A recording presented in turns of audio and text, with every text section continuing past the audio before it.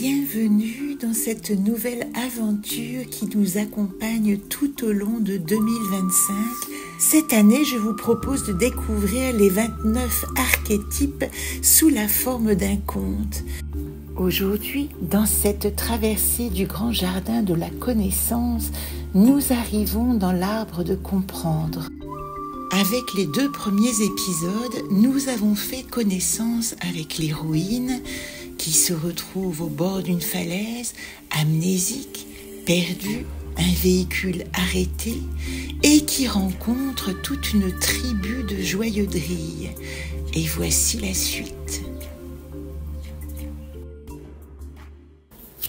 Et les voici partis, la petite troupe qui vole, qui rampe, qui trotte à travers la végétation de plus en plus dense. Le petit monde jacasse dans des langues qui lui parviennent comme des images, si bien qu'elle peut suivre toutes les conversations en même temps. Nous allons te présenter à notre grand dada, aimait la duveteuse, la roi le reine Kintsugi. Tu verras, c'est un grand sage qui sait réparer les morceaux des âmes brisées avec l'or de ses mots. Il saura trouver la colle pour rassembler tes morceaux de souvenirs et te rendre la parole. Et les voici qui entonnent en chœur une ritournelle. Il est beau comme une princesse, il est belle comme un charmant. C'est un il ou c'est un elle qui le sait vraiment. Il a dû se mélanger les chromosomes à la naissance et c'est probablement là que réside toute sa puissance. Et tous éclatent de rire, contents de leur poésie.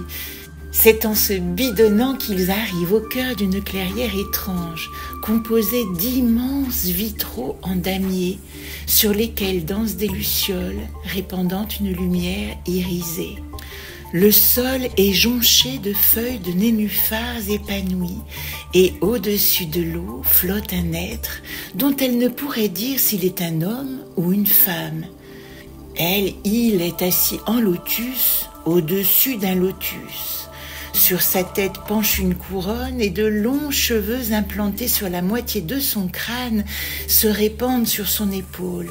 Ses yeux sont clos. Et sur son torse, des petites marguerites s'agitent, lui arrachant des gloussements de chatouillis.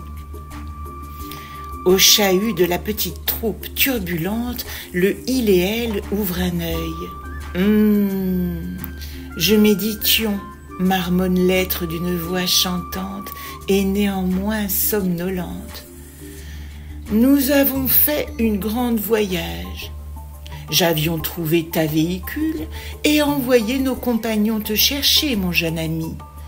D'où tu viens importe peu à présent que tu parcours la monde de l'ici et maintenant.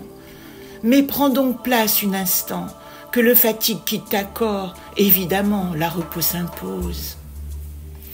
L'être bâille largement, un sourire vient éclairer sa face de lune. L'existence est une puzzle, vois-tu, et si des pièces manquent dans la grande tableau de ton vie, tu dois partir à leur recherche. Toutes ces pièces te composent comme un chanson. De temps en temps, on improvise et on se donne rendez-vous à la couplet suivante.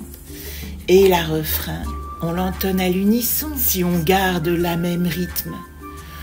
Aujourd'hui, il te manque des pièces importantes pour voir la totalité de la paysage.